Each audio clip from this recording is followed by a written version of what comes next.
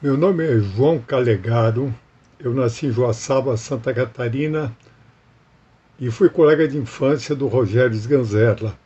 Frequentávamos os mesmos cinemas juntos, só tinham dois cinemas, claro, cidadezinha pequena em Santa Catarina. Mais tarde, em São Paulo, o Rogério começou a militar na crítica de cinema, no estado de São Paulo, no Jornal da Tarde, não me lembro, e eu entrei na Escola Superior de Cinema. Foi a melhor escola de São Paulo em quase todos os sentidos, um corpo docente ótimo, alunos completamente malucos. O padre espanhol resolveu fazer uma escola para difundir, divulgar os ideais cristãos via cinema. Ele adorava cinema, era um cinéfilo. Ele era jesuíta, conseguiu convencer. Ele era espanhol e jesuíta, conseguiu convencer não sei quem, o Arrupe ou alguém, algum padre graduado na Espanha, a montar uma escola superior de cinema na Faculdade de Economia de São Luís, uma coisa completamente maluca. E montou uma escola com os melhores professores de São Paulo. Por quê? Porque eles não eram fixos, eles eram contratados para cursos eventuais, vagos, coisas e tal. Para ter uma ideia, filosofia, os dois professores que davam aula eram rivais que não se falavam, Anatol Rosenfeld e o Wilhelm Flusser, os dois maiores expoentes da filosofia de São Paulo da época. O melhor corpo docente que teve em São Paulo, em qualquer área da cultural, foi da Escola Superior de Cinema. E os alunos eram malucos. Como foi a primeira escola que teve, todo mundo que tinha um certo interesse se matriculou na escola. Então, do nosso pessoal, da primeira turma, nossa, o que tem de gente que saiu fazendo filmes, o Fauzi Mansur, o Carlos Alberto Heber, o Ana Carolina, quase todos que saíram, né, porque a escola fechou, começaram a militar em cinema ou alguma forma de manifestação artística. O Carlão foi meu colega lá, ele foi meu calouro. Ele começou um ano depois. Ficamos grandes amigos. Eu era mais prático, trabalhava, tinha que me virar. O Carlão, de uma família bastante abastada e extremamente culta, era um poeta, sempre foi um poeta, criativo pra caramba, coisa e tal. Nessa época eu fui fazer um estágio com o Roberto Santos no Homem Nu, fiz comerciais, documentários, alguma coisa assim, porque a escola fechou de repente, de uma hora para outra a igreja fechou a escola. E a gente ficou sem ter o que fazer. Então eu militei é bom, né? Trabalhei com comerciais, com documentários, coisas e tal, e o Carlão foi trabalhar com o Persson, que tinha sido nosso aluno, e com o Persson ele começou a fazer documentários, aquele pessoal todo. Nessa época eu tinha uma noção muito clara de que para fazer cinema precisava de dinheiro. Para conseguir dinheiro que eu não tinha, eu teria que fazer alguma coisa que rendesse rápido. Eu me lembrei de uns filmes meio eróticos, meio pornôs que existiam na época, tipo Super Beldades, coisa e tal, e resolvi fazer um filme erótico em 3 episódios, com 3 diretores diferentes. O que quer dizer? Barato, dava para dividir os custos nos 3 diretores e podia dar certo. Convidei o Carlão, que topou. Ele disse: ah, não, tudo bem, não se preocupe muito com dar dinheiro, não. Ele disse: não, vamos fazer sim, coisa e tal. E daí, pensando em divulgação e pensando em mais um sócio, nós chegamos à conclusão no Antônio Lima, que era chefe de reportagem do Jornal da Tarde, e por coincidência era um grande audiófilo, um grande interessado em cinema e bastante amigo nosso, colega de boteco. Topou imediatamente, nós começamos a nos reunir na casa dele e tínhamos que montar uma produtora para conseguir captar recursos para fazer o filme. A solução foi, obviamente, um contador e a gente inventou o nome. Aliás, foi o Lima que inventou o nome, Xanadu. O castelo, casa do cidadão Kane, do Orson Welles. Nós éramos fanáticos por cinema americano e cinema japonês, principalmente americano. E um dos grandes filmes da história, obviamente, foi o Cidadão Kane. E virou Xanadu, que na época a gente ficou com uma raiva tremenda, porque em inglês é Xanadu, não é Xanadu, mas era Xanadu mesmo, virou assim. O Lima conhecia um banqueiro de um pequeno banco de Minas Gerais, o Lima era mineiro, chamado Banco Mineiro do Oeste. Nós conseguimos falar com o gerente, o diretor, alguma coisa assim, E esse cidadão muito simpático disse, a gente vai fazer um empréstimo para vocês, não tem problema, não sei como, na época era completamente maluco isso. Fez o empréstimo, nós começamos a tentar montar uma equipe a mais barata possível, com locações num lugar só, quer dizer, uma locação para todos os episódios, quer dizer, variando o ângulo, variando, uma, sei lá, um pouquinho na região, mas sempre no mesmo local. Conseguimos um fotógrafo que estava meio parado, que fez um preço ótimo para a gente, que era o Valdemar Lima, que foi o fotógrafo do Glauber Rocha. Valdemar, gente fina, topou. Então a gente foi lá para Praia Grande, para Peruíbe, tentar fazer um filme erótico. Eu fui o primeiro a fazer e confesso que ficou nada de erótico, ficou extremamente bobo. Eu estava mais preocupado em tocar o filme do que fazer o filme, em tocar o projeto, que eu precisava de grana, estava completamente duro. O Carlão foi o segundo, foi lá fazer. E o roteiro dele era muito vago, ele começou a filmar, começou a dirigir, e ele é um poeta, sempre foi um poeta, um cara com uma formação cultural ótima, uma visão muito grande de cinema, e ele começou a filmar, e não parava mais de filmar, e acabava o nosso negativo, e a gente obviamente ficou uma fera com ele, coisa e tal, ele acabou acabando um filme inacabado, porque o episódio dele, ele não se preocupava com o trecho, como sempre, ele tinha as ideias dele e colocava as ideias para fora, sem exatamente definir o que ele queria. O Lima depois fez um que não teve problema nenhum, fez rápido, coisa e tal, mas também nenhum dos três tinha nenhum apelo erótico, nada, e tinha que dar dinheiro. Nós tínhamos inventado um nome que eu achei excelente, que era As Libertinas. Nome forte, coisa e tal.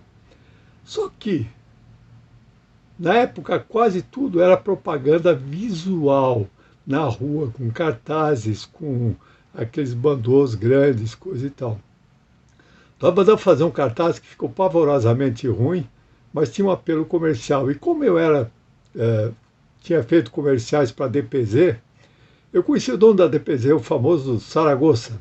Falei com o Sara, disse, Sara, faz um cartaz para a gente. E ele fez o cartaz das Libertinas, que provavelmente é um dos mais bonitos do cinema brasileiro, que vendia um peixe que obviamente não existia, mas vendia para uma classe mais elevada. O outro cartaz era muito povão. Esse cartaz tinha uma coisa interessante, um amigo meu fez uma chamada, As Libertinas, um sexo filme, com João Calegaro, sexo diretor, Antônio Lima, sexo idem, e Carlão Reichenbach, idem. Quer dizer, tinha sexo pra caramba, só no cartaz, porque no filme não tinha nada. Mas como, de repente, nós conseguimos...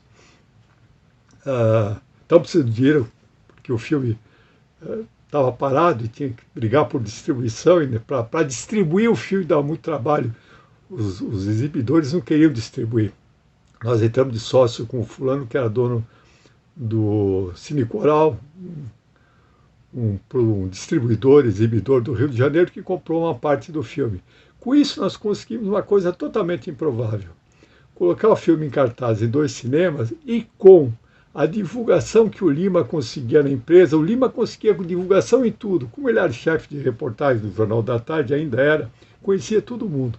Então, sem exagero, em algum lugar do Brasil, todo dia tinha uma notícia das Libertinas. Inventava, plantava, era uma coisa completamente maluca. Para encurtar a história, o filme ficou mais de 50 semanas em cartaz, direto. Quer dizer, deu dinheiro para burro, conseguiu fazer com que a gente se mantivesse por muito, muito tempo.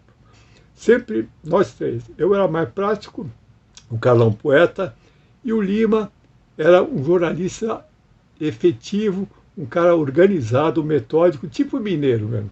Ele cuidava de contabilidade e coisa tal, mas para encurtar a história, eu fiz a besteira de vender o filme, a parte do filme em dinheiro, sem documentação, e deu um maior rolo na contabilidade. Como descobri de onde apareceu aquele dinheiro? E eu tenho ódio de contabilidade.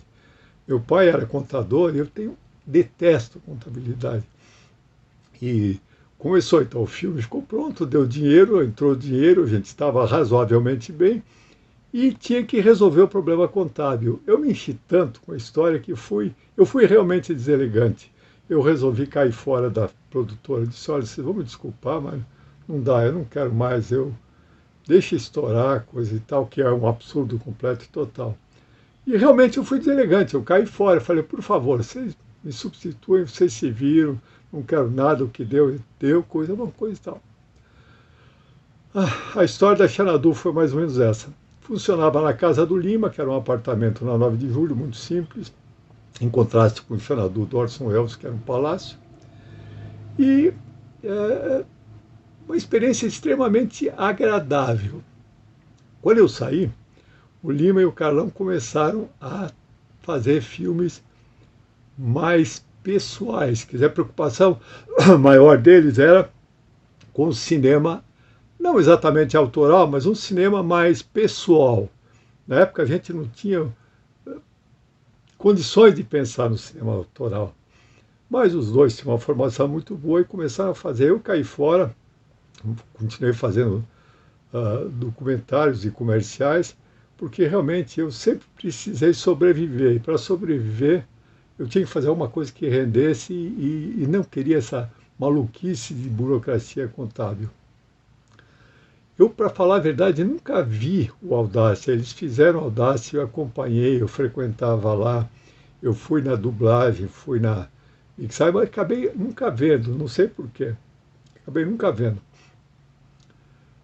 Dizem que o filme é muito interessante, Gustavo. Eu fiquei muito contente, porque eles continuaram o projeto. O Carlão, por incrível que pareça, apesar de ser um poeta de uma família estabelecida, quer dizer, não tinha preocupações financeiras, começou a se interessar mais pela parte administrativa, o que foi muito bom, e a Xanadu continuou funcionando razoavelmente bem.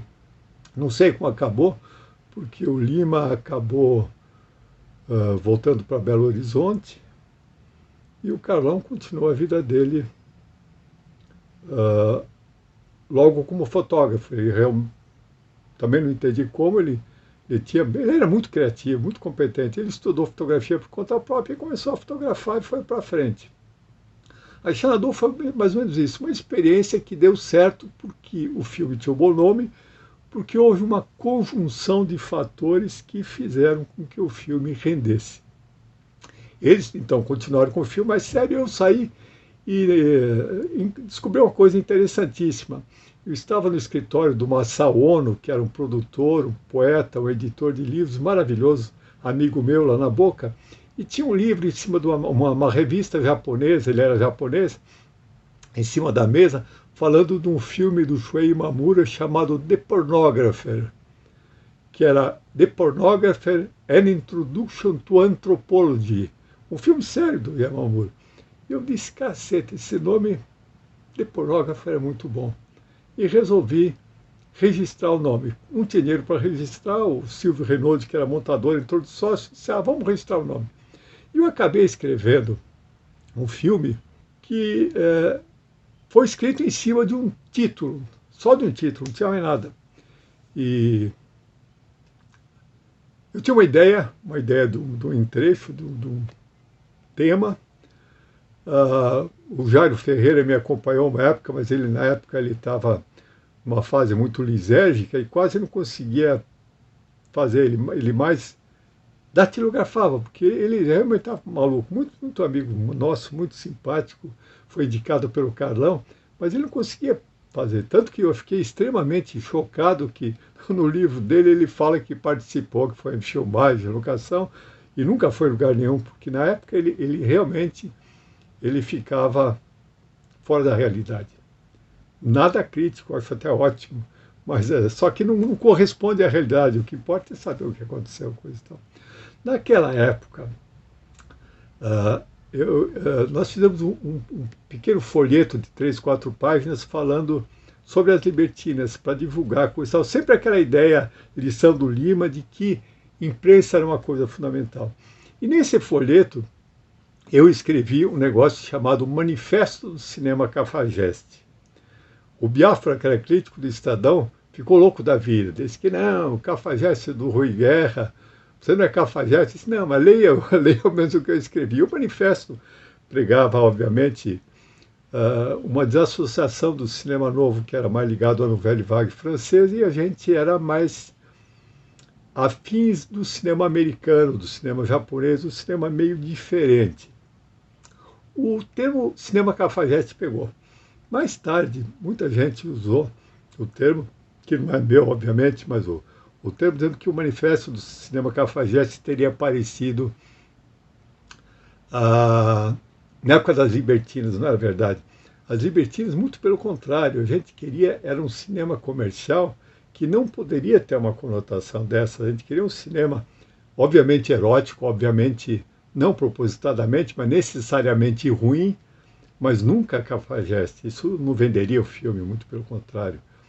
O, o cafajestismo em si nasceu de uma decorrência, eu acho, não decorrência, no momento do Veloso, do Caetano, do Rogério com o Bandido. O Rogério, eu continuava encontrando ele sempre, afinal, começamos a vida junto. E o Rogério achava muito bom o termo, dizendo, não, é ser uma cafajeste mesmo, vamos ser cafajeste. E ele fez um dos melhores filmes da história do cinema, para mim, que é o Bandido da Luz Vermelha, que ele chamava mesmo de filme Cinema Cafajeste. Então o Cinema Cafajeste nasceu depois das libertinas. As libertinas, na época das libertinas, não existia esse conceito. O conceito era mais burguês, mais... Aliás, o Calão e o Lima sempre foram apolíticos, eles nunca tiveram muita... liberais, obviamente, inteligentes, cultos, uma ética profunda, mas sempre afastado de militância política, coisa tal, era mais ligado. O Rogério também não tinha militância política. Ele tinha uma visão iconoclasta de quebrar com as estruturas, que era uma coisa importante, que era o que o Caetano e o Gil tinham também, que não tinha nada a ver com militância política exatamente, nem posição política, mas posição moral, cultural, e com uma quebra de paradigmas, quebra de estruturas. Na época das libertinas, a proposta não foi essa, foi fazer o filme mais simples. Eu ia dizer idiota, mas no fundo era idiota. Se vocês puderem, assistam um filme chamado Superbeldades, de um cara chamado Konstantino Tkatchenko, que eu nunca mais sei, nunca vi, não sei nem quem era, um cara da Boca, que fez um filme que era mais ou menos o seguinte, eu não me lembro mais se era esse o filme, mas as meninas entravam no quarto do hotel, tiravam a roupa e depois saíam. Depois entrava outra menina, tirava a roupa e saía. Era completamente ridículo. O filme hoje passaria na sessão da tarde. Mas completamente ridículo, mas mostrava as meninas peladas. Ridículo. Eu pensei que a gente pudesse fazer uma coisa tão ruim, mas eu acho que ficou pior. Mas de qualquer forma, não tinha mulher pelada no nosso filme. Tinha um mínimo, coisa e tal, ridículo. Mas mesmo assim, como eu estou falando, o importante é que a Xanadu era uma estrutura mais burguesa, mais conservadora, que foi feita com a proposta de fazer um filme comercial. Deu certo, deu bastante, nós saímos muito bem, todo mundo conseguiu continuar trabalhando por isso. O Audácia é uma decorrência disso, eu não sei como eles conseguiram captar os recursos complementares, porque não dava para tudo, porque na época não existia financiamento nem nada. E principalmente porque, mesmo quando começou a Embrafilme, o cinema nosso da Boca, ao menos do Rogério, do Calão, meu, do Sebastião, coitado do pessoal, a gente nunca pensou em captar recursos da Embrafilme e muito menos participar do esquema carioca de filme, de produção de filmes, porque lá todo mundo era parente de alguém, todo mundo tinha um militar na família, um político, e conseguiu facilmente financiamento. Por isso que os filmes no Rio não davam dinheiro, eram muito bons, eles podiam fazer filmes criativos, mas não davam, não rendia. E a nossa proposta era mais um cinema viável. O cinema tinha que ser viável, tinha que funcionar. Tanto que mesmo O Bandido, que é um filme extremamente autoral, é um filme comercial. Por quê? Porque, no fundo, ele passa uma emoção para o espectador. Como, aliás, o Pornógrafo, eu acho que também passa. É um filme muito mais simples, o Pornógrafo, muito mais naif, eu diria. Mas, eu acho razoavelmente criativo, mas passa uma empatia com o personagem, as pessoas entendem. Por isso que o filme também foi muito bem. O filme foi muito bem. pornógrafo ficou preso na censura, depois quando saiu foi exibido e teve um resultado comercial muito bom, decorrência da filosofia da Xanadu.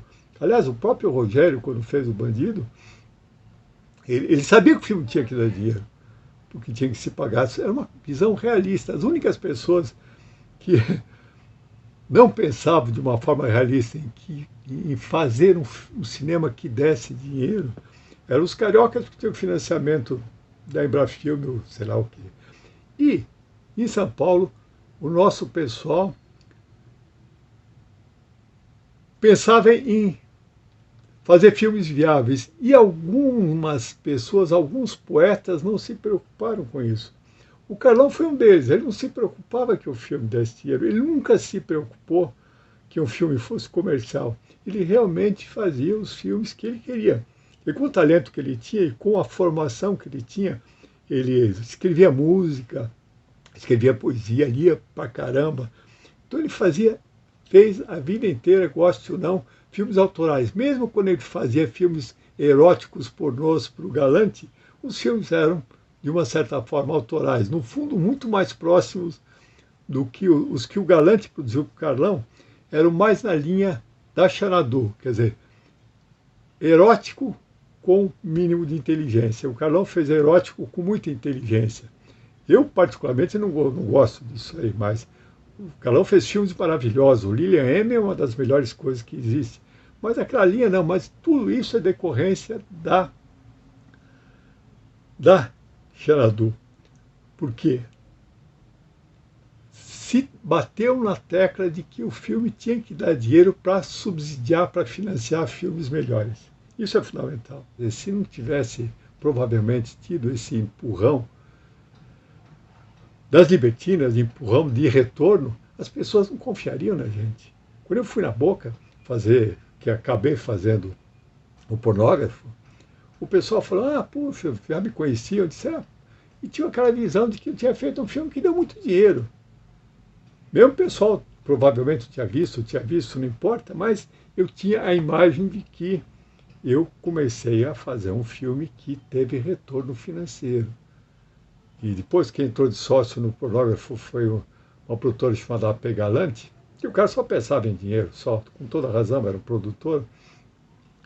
Mas ele entrou por causa do nome do filme, porque achava que eu tinha, no mínimo, a boa vontade de fazer o filme ter um retorno. Se não fosse pelas libertinas, se não fosse pela Xanadu, isso nunca teria acontecido.